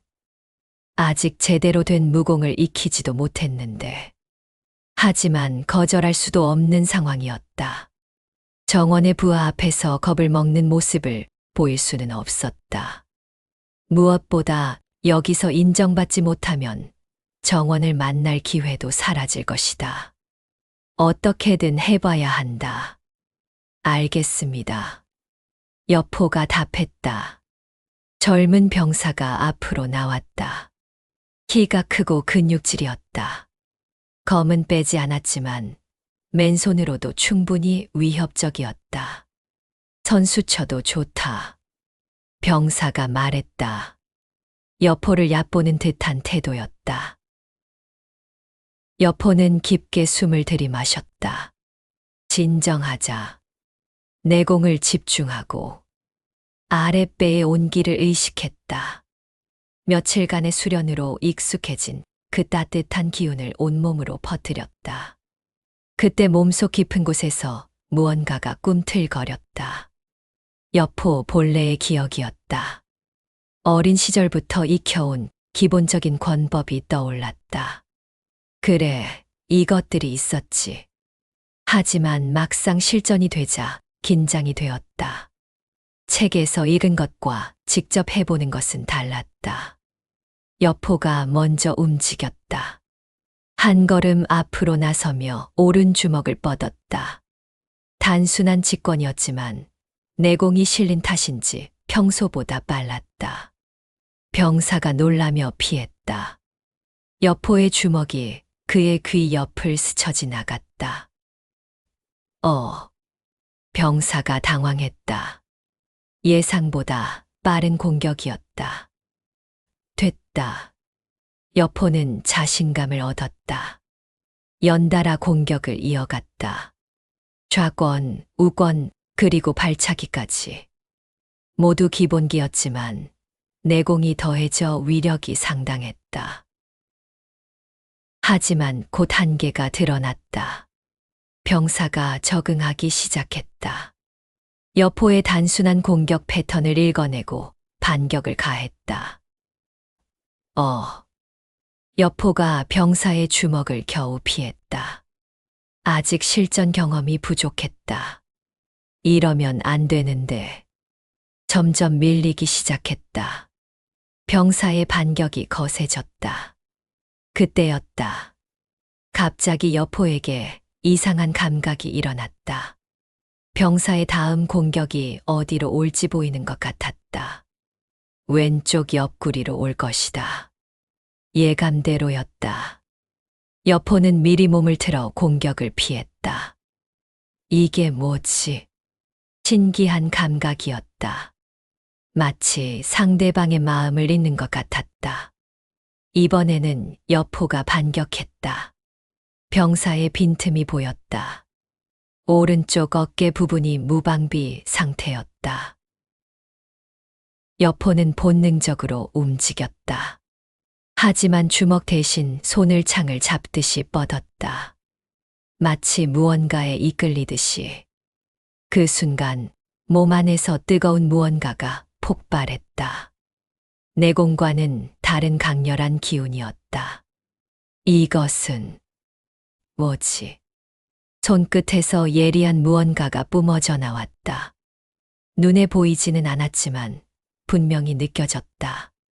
병사가 갑자기 비명을 지르며 뒤로 밀려났다. 으악! 직접 맞지도 않았는데 가슴을 움켜쥐며 고통스러워했다. 여포 자신도 깜짝 놀랐다. 자신이 무엇을 한 건지 알 수 없었다. 다만 몸 안의 뜨거운 기운이 손끝으로 뿜어져 나간 것은 분명했다. 방금 그게 무온인가? 무협지에서 익었던 그 신비한 힘. 설마 자신에게도 그런 능력이 있다는 말인가? 모든 사람이 충격에 빠졌다. 이것은 장무가 말을 잊지 못했다. 분명 아이가 손을 뻗었을 뿐인데 숙련된 병사가 날아갔다. 기세다. 기세로 적을 제압했다. 그가 흥분해서 소리쳤다. 이런 재능을 가진 아이가 있다니. 여포는 여전히 혼란스러웠다. 갑자기 몸이 휘청거렸다. 방금 전 일로 내공이 거의 바닥났다. 너무 무리했나. 다리에 힘이 빠졌다. 겨우 버티고 서 있을 뿐이었다. 여포야. 아버지가 놀란 표정으로 다가왔다. 괜찮니? 얼굴이 창백해졌구나. 예. 조금 어지러울 뿐입니다. 여포는 솔직하게 답했다. 무리해서 더 큰 일이 날 수도 있었다. 장무가 여포에게 다가왔다. 놀랍다. 정말 놀라워. 그의 눈에 열광이 담겨 있었다. 내 나이에 기세를 바란다니. 타고난 무인이야. 사실, 저도 뭘 한 건지 잘 모르겠습니다. 여포가 솔직하게 말했다. 뭘 한 건지 모른다고. 그게 더 대단한 거야. 장무가 흥분해서 말했다. 본능적으로 기세를 바란 것이다. 타고난 재능이 없으면 불가능한 일이지. 여포는 내심 복잡했다. 기뻤지만 동시에 걱정도 되었다. 이렇게 주목받으면 자유롭게 행동하기 어려워진다. 자사님께 당장 보고해야겠어. 너 같은 인재를 그냥 둘 수는 없다. 아직 많이 부족합니다. 방금도 거의 쓰러질 뻔했어요. 그건 나이가 어려서 그런 것이다. 조금만 더 잘하면 엄청난 무인이 될 것이야. 장무가 생각에 잠겼다. 좋다. 일단 오늘은 돌아가겠다. 장무가 말했다. 하지만 며칠 후에 다시 올 것이다. 자사님께서 직접 너를 보고 싶어 하실 것이니까. 그런데 여포가 조심스럽게 입을 열었다. 만약 자사님을 모신다면 언제쯤 떠나야 하나요? 아마 보름 안에는 결정이 날 것이다. 보름. 소연의 혼인식과 거의 같은 시기였다. 마음의 준비를 해둬라. 내 같은 재능을 묻어둘 수는 없으니까. 장무가 말에 올라타며 말했다. 이건 내 인생의 큰 기회다. 놓치지 마라. 장무 일행이 떠난 후 여포는 깊은 고민에 빠졌다. 아버지. 만약 제가 관직에 나간다면 어떻게 생각하세요? 아버지가 놀란 표정을 지었다. 관직이라니 좋은 기회이긴 하지만요. 너무 어리지 않나. 그리고 무엇보다 아버지가 주저하며 말했다. 내가 떠나면 아버지는 외로울 것 같다. 여포의 가슴이 아팠다. 아버지뿐만 아니라 소연도 구해야 했다. 하지만 정원을 거절하면 앞으로 어떤 기회가 올지 알 수 없었다. 어떻게 해야 하지? 여포는 연꽃 비녀를 꺼내 바라보았다. 달빛에 반짝이는 연꽃 무늬가 그의 마음을 더욱 절절하게 만들었다. 방법이 있을 거야. 반드시 찾을 거야. 그날 밤 여포는 홀로 내공 수련을 했다. 오늘의 일로 깨달은 것이 있었다. 자신 안에 무언이라는 강력한 힘이 잠들어 있다는 것을. 더 강해져야 한다. 모든 것을 지킬 수 있을 만큼. 창밖으로 별빛이 쏟아져 내렸다. 그 별빛 아래에서 여포의 운명이 새로운 갈림길에 서 있었다. 무온이 깨어나고 있었다. 패왕무온 여포전 치와 흉노의 습격. 그날 밤 여포는 잠을 이룰 수 없었다. 정원의 제안과 소연의 위기 사이에서 마음이 찢어질 것 같았다. 연꽃 비녀를 손에 쥐고 이리저리 뒤척이다가 결국 침상에서 일어났다. 9일. 이제 9일밖에 남지 않았다. 시간이 빠르게 흘러가고 있었다. 소연의 혼인식까지 열흘도 채 남지 않았다. 더 강해져야 한다. 모든 걸 지킬 수 있을 만큼.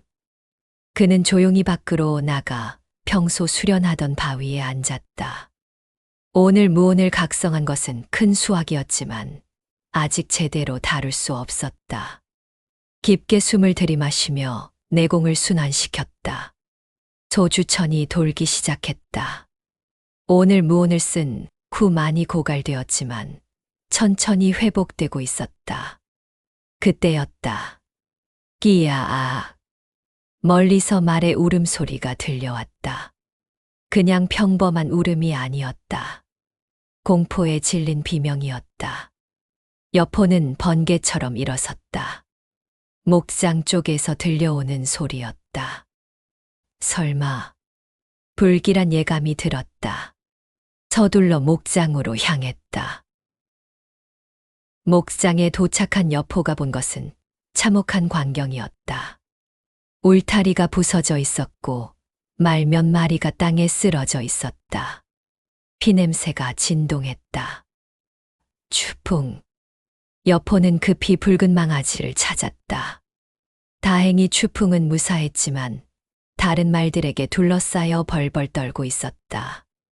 그때 어둠 속에서 말 발굽 소리가 들려왔다. 점점 가까워지고 있었다. 흉노다. 여포는 직감했다. 70년 역사, 지식이 말해주고 있었다. 후한 말기, 중원의 혼란을 틈타 북방 민족들의 침입이 빈번해지는 시기였다. 특히 요즘같이 세금 징수가 심해지면서 변방 수비가 약해진 틈을 노린 것이었다. 김현령이 병력을 걷어간 후 수비가 허술해졌다고 들었는데 며칠 전 세금 징수 사건 후 병주의 병력 대부분이 다른 곳으로 차출되었다는 소문을 들었었다. 아버지. 여포는 집으로 달려갔다. 아버지를 깨워야 했다. 아버지, 일어나세요. 응, 뭐야, 여포야. 흉노들이 왔어요. 목장이 습격당했습니다. 아버지의 얼굴이 창백해졌다. 뭐라고 흉노가. 창밖을 내다보니 멀리서 횃불이 보였다. 기마병들이 마을로 향하고 있었다. 마을 사람들이 위험해. 여포가 소리쳤다. 여포야, 우리부터 피해야 한다. 아버지가 급히 짐을 챙기려 했지만 여포는 움직이지 않았다. 안 됩니다. 마을 사람들을 버리고 갈 수는 없어요. 며칠 전 자신을 구해준 마을 사람들의 얼굴이 떠올랐다.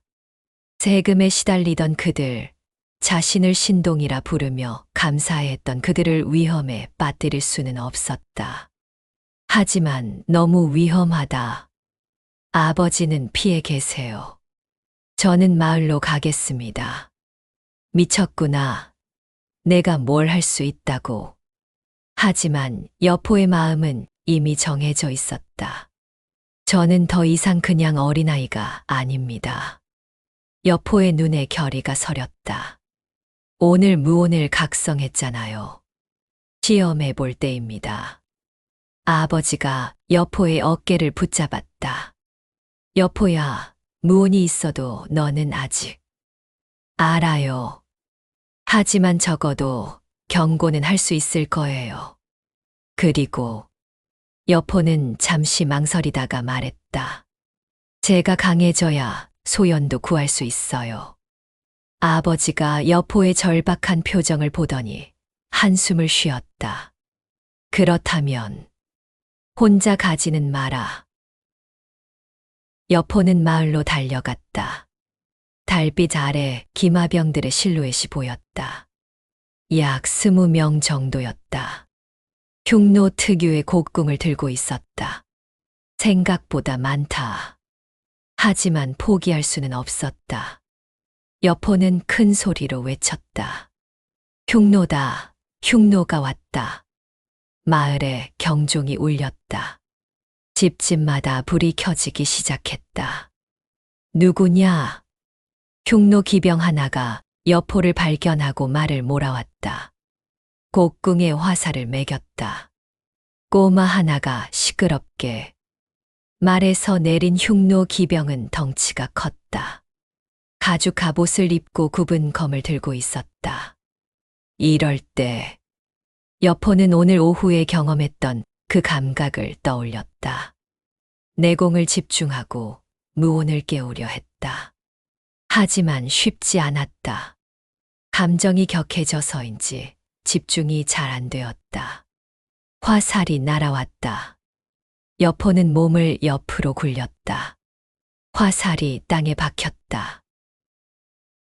흉노 기병이 웃으며 달려들었다. 여포는 맨손으로 섰다. 오늘 오후처럼 손을 창 잡듯이 뻗었다. 그리고 내공을 모두 한 곳에 집중했다. 나와라, 무혼.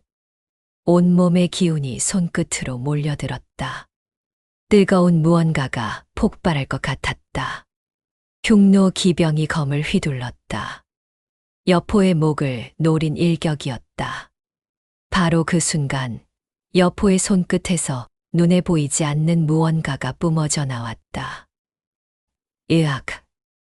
흉노 기병이 비명을 지르며 뒤로 날아갔다. 가슴을 움켜쥐고 고통스러워했다. 여포 자신도 놀랐다. 정말 됐다. 하지만 기쁨도 잠시 몸이 휘청거렸다. 내공이 거의 바닥났다. 한 명이 한 개인가. 다른 흉노 기병들이 소동을 듣고 몰려왔다. 뭐야, 저놈. 꼬마 하나가 이상한 술법을 쓴다. 화살이 빗발처럼 날아왔다. 여포는 필사적으로 피했지만 워낙 많았다. 한 발이 어깨를 스쳤다. 피가 흘렀다. 이제 끝인가. 그때 뒤에서 말발굽 소리가 들렸다. 여포. 돌아보니 아버지가 말을 타고 오고 있었다. 손에는 활을 들고 있었다. 아버지. 빨리 타. 아버지가 말을 여포 옆에 세웠다. 여포는 재빨리 말에 올라탔다. 아버지가 활을 쏘며 후퇴했다. 젊은 시절 군에 있었던 경험이 빛을 발했다. 아들아, 잘했다. 마을 사람들이 깨어났으니 이제 충분해. 실제로 마을 곳곳에서 사람들이 나와 저항하고 있었다. 여포의 경고가 효과를 발휘한 것이었다. 말을 타고 도망치면서 여포는 뒤를 돌아보았다. 마을에 불이 켜져 있었다. 사람들이 나와서 흉노들과 싸우고 있었다. 저기 장무 부장님이. 멀리서 정원의 기병들이 나타났다. 장무가 선두에 서서 흉노들과 싸우고 있었다. 다행이다. 아버지가 안도의 숨을 쉬었다. 마을 근처 안전한 곳에서 상황을 지켜보았다. 장무의 기병들이 흉노들을 몰아내고 있었다. 역시 훈련된 군사들이었다. 1시간 정도 지나자 전투가 끝났다. 흉노들은 후퇴했고 마을은 안전해졌다. 가서 인사를 드려야겠다. 아버지가 말했다. 마을로 돌아가니 장무가 부상자들을 돌보고 있었다. 여포를 보자 눈이 번뜩였다. 여포, 내가 여기 있었구나. 부장님, 아까 흉노 하나가 이상한 일을 당했다고 하던데 혹시 내 일이냐? 여포가 고개를 끄덕였다. 역시 오늘 오후에 본 그 기세 말이지. 그때 마을 사람들이 몰려왔다. 여포, 고마워. 내가 경고해줘서 살았어. 역시 우리 마을의 신동이야. 사람들이 여포를 둘러싸고 감사 인사를 했다. 김현령 사건 때보다도 더 뜨거운 반응이었다. 그때 장무가 진지한 표정을 지었다. 여포야, 오늘 일로 확신이 섰다. 무슨 말씀이세요? 자사님께 당장 보고할 것이다. 너는 반드시 우리와 함께 해야 한다. 여포의 가슴이 뛰었다. 드디어 정원과 만날 때가 온 것인가? 언제쯤 뵐 수 있을까요? 사실 자사님께서 이미 이곳으로 오고 계신다. 흉노의 동향을 살피러 말이야. 여포가 놀랐다. 그럼 모레쯤 도착하실 것이다. 그때 직접 만나볼 수 있을 거야. 모레 소연의 혼인식까지는 아직 일주일 정도 남았다. 시간이 있었다. 그때까지 준비를 잘 해둬라. 자사님은 재능 있는 젊은이를 좋아하시거든. 여포는 안도의 숨을 쉬었다. 급하게 떠날 필요는 없었다. 그럼 아직 기회가 있다.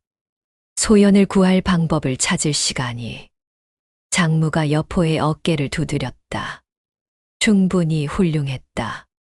내 나이에 실전에서 무언을 쓰고 마을 사람들까지 구하다니. 그날 밤 여포는 마지막으로 연꽃 비녀를 바라보았다. 소연아, 이제 희망이 보여. 정원을 만나서 힘을 얻으면 너를 구할 수 있을 거야. 오늘 밤의 일로 많은 것이 바뀌었다. 무언을 실전에서 검증했고 마을 사람들의 신뢰를 얻었으며 정원과 만날 기회도 생겼다. 무엇보다 시간적 여유가 생긴 것이 가장 큰 수확이었다. 여포는 창밖을 바라보며 다짐했다. 더 강해져야 한다. 모든 걸 지킬 수 있을 만큼. 정원님께 인정받고 소연도 구하고 무온이 각성하고 정원과 만날 기회가 생겼다. 이제 진짜 역사가 시작되는 것이었다. 새벽이 밝아오고 있었다. 여포의 새로운 운명이 기다리고 있었다. 패왕무온 여포전 8화 첫 승리의 환희. 이틀 후 정원이 도착했다. 여포는 일찍부터 마을 입구에서 기다리고 있었다. 병주자사 정원. 역사상 자신의 첫 번째 주군이 될 사람과 드디어 만나게 되는 것이었다. 이번에는 배신하지 않는다. 70년 노인의 마음으로 다짐했다. 과거의 여포는 정원을 배신하고 동탁에게 갔지만 이번에는 다를 것이었다. 말발굽 소리가 들려왔다. 기병대가 나타났다. 선두의 선 장수가 눈에 띄었다. 40대 중반으로 보이는 건장한 체격의 사내였다. 눈빛이 예리하고 위엄이 있었지만 동시에 깊은 근심도 서려 있었다. 저 사람이 정원인가? 여포의 가슴이 뛰었다. 역사 속 인물을 직접 보는 감동이었다. 정원이 말에서 내리자 장무가 달려가 인사했다. 자사님, 안전히 도착하셨습니다. 수고했다, 장무야. 흉노들은 완전히 물러났나? 예, 흔적도 없이 사라졌습니다. 정원이 주변을 둘러보더니 한숨을 쉬었다. 요즘 북방 민족들의 침입이 잦아지고 있다. 중앙에서는 세금만 걷어가고 변방 수비는 우리가 알아서 해야 하니. 여포는 정원의 말에서 현실적인 고민을 느꼈다. 단순한 무장이 아니라 백성을 책임져야 하는 지방 관료의 무게가 느껴졌다. 그나저나 저 아이가 내가 말한 그 신동인가? 그렇습니다. 여포라고 합니다. 정원이 여포에게 다가왔다. 가까이서 보니 더욱 위압적이었다. 오랜 군 생활로 단련된 기세가 느껴졌다. 내가 여포냐? 예, 자사님. 여포가 정중하게 인사했다. 너무 어른스럽지도 너무 어리광스럽지도 않게 적당한 선을 유지했다. 흉노와 싸웠다고 들었는데 다친 곳은 없나? 의외로 따뜻한 말투였다. 여포는 정원에게서 좋은 인상을 받았다. 감사합니다. 별다른 부상은 없습니다. 그래? 용감한 아이로구나. 정원이 미소를 지었다. 하지만 그 미소에는 무거운 책임감이 섞여 있었다. 그런데 정말 무언을 쓸 수 있다는 게 사실이냐? 정원이 관심 있는 표정으로 물었다. 요즘 같은 혼란한 시대에 특별한 재능을 가진 인재가 절실하다. 동탁의 세력이 날로 커지고 있고 각지에서 군벌들이 할거하고 있어서 말이야. 여포는 정원의 말에서 시대적 위기감을 느꼈다. 정원이 자신에게 관심을 갖는 이유가 단순한 호기심이 아니라 현실적 필요 때문임을 깨달았다. 아직 서툽니다만 한번 보여줄 수 있겠나? 내 눈으로 직접 확인해 보고 싶다. 여포는 잠시 망설였다. 무언을 함부로 쓰면 내공이 고갈된다. 하지만 거절할 수도 없는 상황이었다. 해보겠습니다. 여포는 깊게 숨을 들이마셨다. 내공을 집중하고 손을 앞으로 뻗었다. 지난 이틀간 꾸준히 수련한 덕분에 조금 더 수월했다. 아랫배의 온기가 손끝으로 흘러갔다. 그리고 무온을 발현시켰다. 순간 공기가 진동했다. 여포의 손끝에서 보이지 않는 강력한 기세가 분출되었다. 주변의 풀들이 일제히 바람에 눌렸다. 앞에 있던 굵은 나뭇가지가 퍽 소리와 함께 부러져 떨어졌다. 그것도 한두 개가 아니라 서너 개가 동시에. 정원 뒤에 있던 말들이 놀라서 발을 동동 굴렀다. 기병들도 놀란 표정으로 여포를 바라보았다. 이런. 정원의 눈이 크게 뜨였다. 예상했던 것보다 훨씬 강력했다. 이것은 그냥 기세가 아니다. 완전한 무온이야. 정원이 흥분해서 말했다. 내가 평생 군에 있으면서도 이런 기세를 본 적이 없다. 정말 놀랍군. 장무도 다시 봐도 신기하다는 표정이었다. 자사님, 제가 말씀드린 것보다 더 대단하죠. 대단한 정도가 아니야. 이런 재능을 가진 아이라면. 정원이 여포를 바라보는 눈빛이 완전히 달라졌다. 단순한 호기심에서 진지한 기대로 바뀌었다. 여포야, 나와 함께 가지 않겠느냐? 정원이 제안했다. 어디로 가시는 건가요? 업성이다. 내 본진이 있는 곳이지. 업성, 여포는 그 이름을 잘 알고 있었다. 구한 말기 하북의 중심지였다. 그곳에서 무엇을 하게 될까요? 우선은 무예를 익히는 것이다. 내 재능을 제대로 갈고 닦아야지. 정원이 진지하게 말했다. 하지만 그것만이 아니다. 너 같은 인재라면 장차 큰 책임을 맡게 될 것이야. 큰 책임이라고요? 이 혼란한 시대를 바로잡는 일 말이다. 동탁 같은 간신이 황제를 조종하고 백성들은 고통받고 있다. 누군가는 나서야 해. 여포의 마음이 흔들렸다. 정원을 따라간다면 더 강해질 수 있을 것이다. 하지만 소연은 어떻게 하지? 여전히 고민이었다. 조금 생각할 시간을 주실 수 있나요? 물론이다. 급한 일은 아니니까. 정원이 이해심 있게 답했다. 하지만 너무 오래 고민하지는 마라.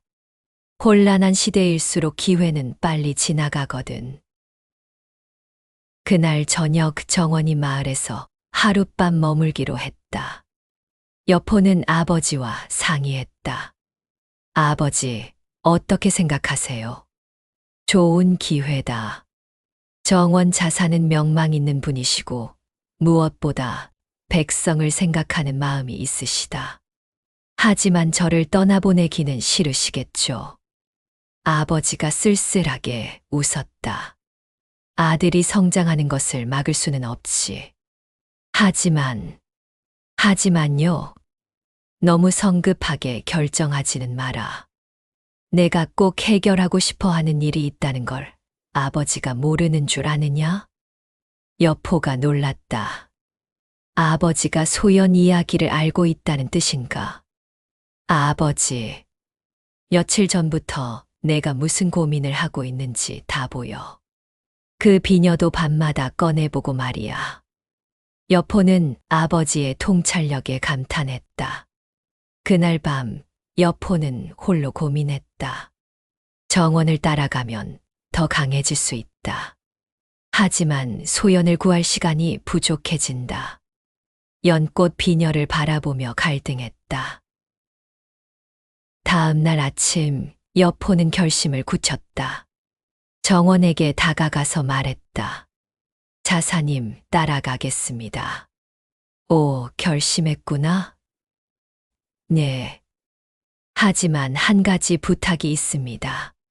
부탁이라니? 여포는 조심스럽게 말했다. 일주일만 시간을 주실 수 있나요? 정리할 일이 있어서요. 사실은 소연을 구할 계획을 세우고 싶었다. 일주일이면 충분할 것이다. 일주일? 정원이 잠시 생각하더니 고개를 끄덕였다. 그래도 되겠구나. 어차피 업성에 가면 오랫동안 머물 테니까. 감사합니다. 여포가 깊이 인사했다. 대신 그동안 게으름 피우지 말고 수연에 정진해라. 업성에 가면 본격적인 무예 훈련이 시작될 것이다. 알겠습니다. 정원이 떠난 후 여포는 바로 계획을 세우기 시작했다. 일주일. 소연의 혼인식까지 엿새 남았다. 시간이 빠듯했지만 불가능하지는 않았다. 우선 소연의 상황을 정확히 파악해야 했다. 누구와 결혼하는지, 언제 어디서 혼인식을 올리는지. 여포는 마을로 향했다. 정보를 수집해야 했다. 마을에서 만난 사람들이 여포를 반겼다. 여포, 자사님과 잘 이야기됐나? 응, 덕분에 좋은 기회를 얻었어. 여포는 자연스럽게 화제를 돌렸다. 그런데 혹시 옆마을 소연이라는 아이 아세요? 소연이 왜? 흉노 습격 때 그 아이가 걱정되더라고요. 아, 그 아이 말이야. 불쌍한 일이지. 마을 사람이 한숨을 쉬었다. 나흘 후에 시집 간다고 들었어. 서문 박장씨, 저택의 늙은 부자에게 말이야. 여포는 더 자세한 정보를 수집했다. 혼인식은 나흘 후 오후 서문 박장씨 저택에서 열린다고 했다. 신랑은 장만춘이라는 60노인으로 이미 아내가 둘 있었다. 돈이 많아 관청과도 연결이 있다고 했다. 나흘. 시간이 부족하다. 하지만 포기할 수는 없었다. 여포는 집으로 돌아와 아버지에게 솔직하게 말했다. 아버지, 사실 구하고 싶은 사람이 있어요. 구하고 싶은 사람? 여포는 소연과의 만남과 연꽃 비녀 이야기를 모두 털어놓았다. 아버지가 놀란 표정으로 들었다. 그런 일이 있었구나. 도와주실 수 있나요? 아버지가 잠시 고민하더니 고개를 끄덕였다. 그 아이를 구하는 것은 옳은 일이다. 도와주마. 여포는 감격했다. 감사합니다, 아버지. 이틀간 여포는 치밀하게 계획을 세웠다. 우선 장씨 저택을 직접 정찰했다. 담이 높고 경비가 삼엄했다. 정문으로는 접근이 어려웠다. 하지만 뒤쪽에 작은 샘터가 있었다. 하인들이 물을 길러 다니는 길이었다. 거기서 담을 넘을 수 있을 것 같았다. 혼인식은 오후 시진 오후 1에 3시에 시작된다고 했다. 그때가 가장 많은 사람들이 모일 때였다. 계획은 이랬다. 첫째, 혼인식이 한창일 때 뒤쪽 담을 넘어 들어간다. 둘째, 소연이 있을 신부 대기실을 찾는다. 셋째, 소연을 데리고 같은 길로 탈출한다. 넷째, 미리 준비해둔 추풍을 타고 도주한다. 위험하지만 해볼 만하다. 그리고 무엇보다 중요한 것은 자신의 실력을 키우는 것이었다. 매일 밤 내공 수련에 매진했다. 무온도 조금씩 다루기 쉬워졌다. 이제 2번 정도는 연속으로 쓸 수 있을 것 같다. 추풍과의 훈련도 게을리하지 않았다. 기마술과 호흡이 중요할 것이었다. 여포는 연꽃 비녀를 꺼내 바라보았다. 조금만 더 기다려, 소연아. 곧 구하러 갈게. 운명의 날이 다가오고 있었다. 패왕무온 여포전 구화 내면의 노인과 소년. 구출 작전을 이틀 앞둔 밤이었다. 여포는 또다시 잠을 이룰 수 없었다. 계획은 완벽했다. 장씨 저택의 구조도 파악했고 탈출 경로도 정해두었다. 추풍과의 호흡도 완벽했다. 하지만 마음 한편의 불안이 자리 잡고 있었다. 정말 할 수 있을까? 침상에 누워 천장을 바라보며 여포는 자신을 돌아보았다. 겉으로는 12살 소년이었다. 아무리 무온을 각성했다 해도 한계가 있었다. 그런데 이상한 일이었다. 마음속에서 2개의 목소리가 들려오는 것 같았다. 무모한 일이다. 너는 아직 어린아이야. 실패하면 모든 게 끝나. 이것은 현실을 직시하는 목소리였다. 냉정하고 신중한 어조였다. 하지만 해야 한다. 소연을 구하지 못하면 평생 후회할 거야. 이것은 감정적이고 충동적인 목소리였다. 젊고 뜨거운 어조였다. 여포는 혼란스러웠다. 마치 한 몸 안에 2 사람이 살고 있는 것 같았다. 이게 뭐지? 여포는 일어나 앉았다. 머릿속이 복잡했다. 그때 깨달았다. 아, 그렇구나. 70년을 산 노인의 영혼과 12살 소년의 몸. 지금까지는 노인의 지혜가 주도해왔지만 점점 소년의 감정도 강해지고 있었다. 특히 소연과 관련된 일에서는 소년의 마음이 앞섰다. 첫사랑의 충동, 영웅이 되고 싶은 욕망, 모험에 대한 갈망. 반면 노인의 마음은 신중했다. 위험을 계산하고 현실을 고려하고 장기적인 관점에서 판단하려 했다. 장씨는 관청과 연결이 있다. 실패하면 도망칠 곳이 없어. 정원과의 약속도 어긋나고 노인의 목소리가 속삭였다. 그래도 지금이 아니면 언제 소연이 그 늙은이와 결혼하는 걸 그냥 볼 수는 없어. 소년의 목소리가 반박했다. 2 목소리가 계속 충돌했다. 여포는 머리가 터질 것 같았다. 여포는 일어나 밖으로 나갔다. 목장 뒤편 바위에 앉아 밤하늘을 올려다보았다.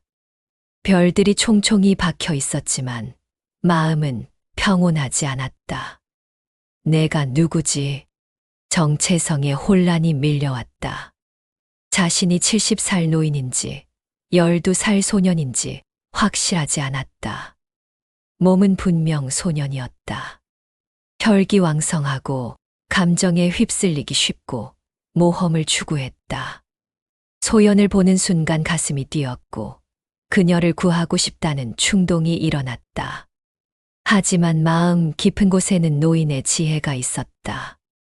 세상을 보는 깊이, 위험을 판단하는 능력, 장기적인 안목. 이 둘이 계속 싸우면 아무것도 할 수 없어. 여포는 답답했다. 내일 모레면 소연의 혼인식이다. 결정을 내려야 했다. 그때 뒤에서 발소리가 들렸다. 잠이 안 오니 아버지였다. 걱정스러운 표정으로 다가왔다. 네, 조금. 무슨 고민이 있구나. 며칠 전부터 내가 밤마다 여기 나온다. 아버지가 옆에 앉았다. 여포는 놀랐다. 아버지가 알고 계셨어요. 아버지가 아들을 모르겠느냐? 내 표정만 봐도 다 보여. 여포는 솔직하게 말했다. 사실, 제가 누군지 헷갈려요. 누군지 헷갈린다고. 때로는 어른 같은 생각을 하고, 때로는 완전히 어린아이 같아요. 마치 두 사람이 한 몸에 살고 있는 것 같아요. 아버지가 잠시 생각하더니 고개를 끄덕였다. 그럴 만도 하다. 네. 내가 평범한 아이가 아니잖니.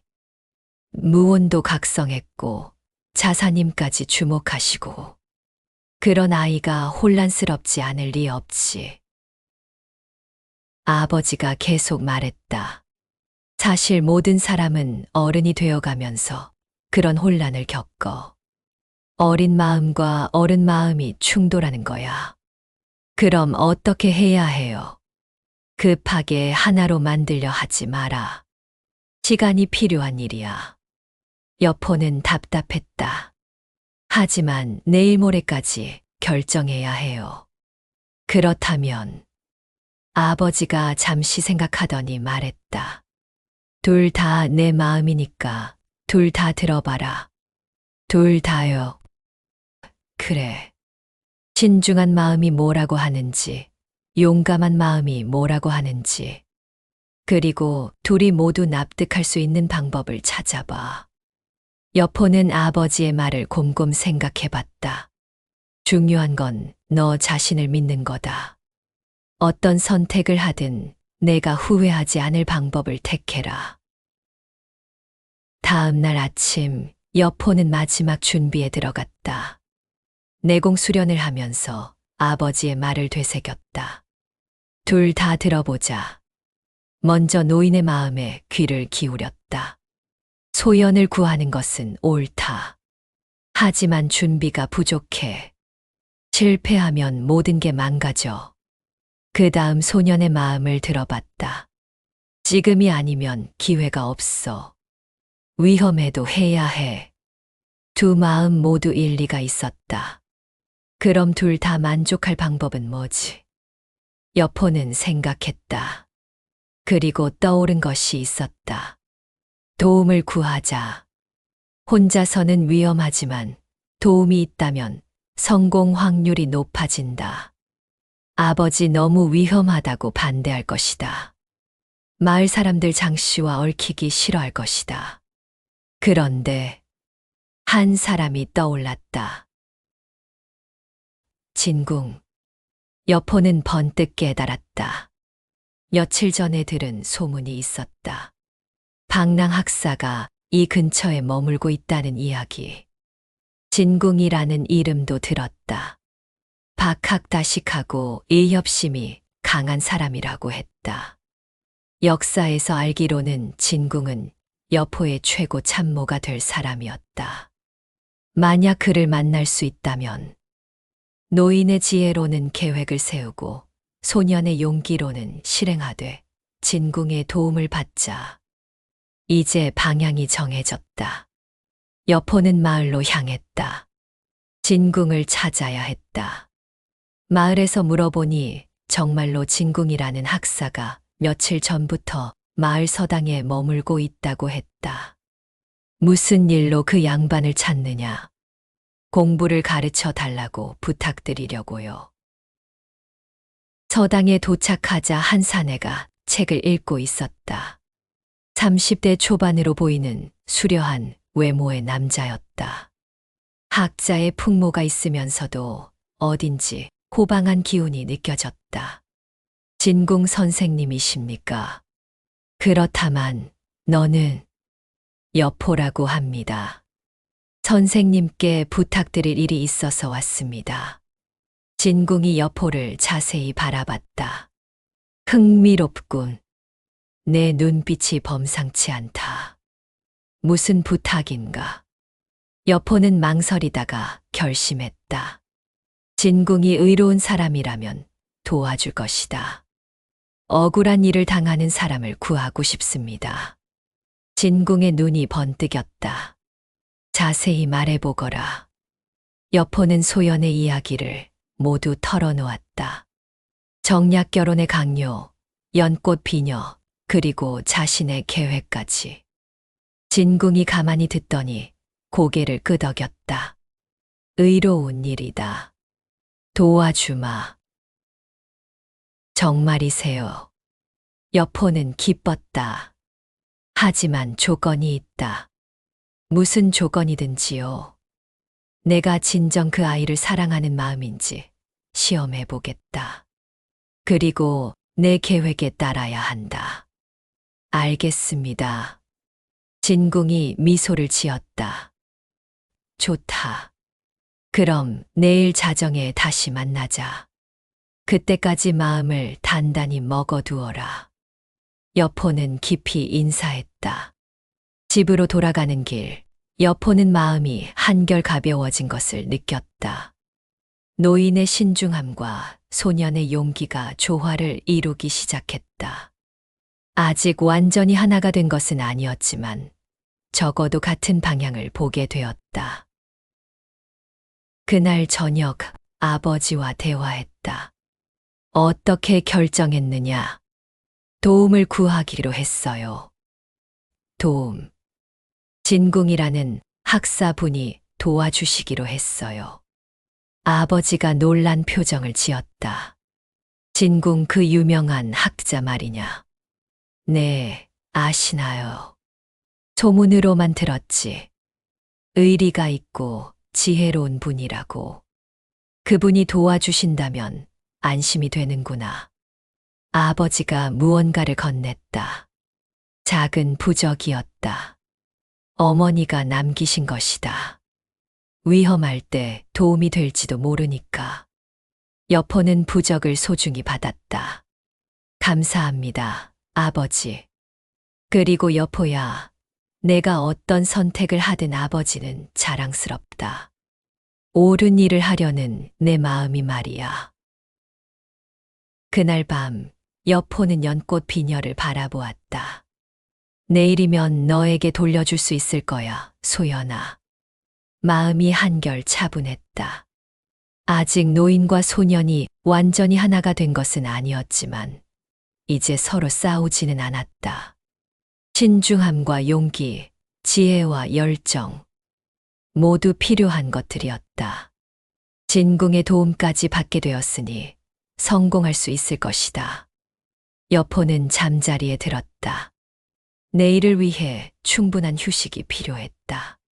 창밖으로 달빛이 스며들었다. 내일 자정 진궁과 만나 구체적인 계획을 세울 것이다. 마음속에서 노인과 소년이 처음으로 같은 꿈을 꾸고 있었다. 소연을 구하는 꿈을. 운명의 날이 하루 앞으로 다가왔다.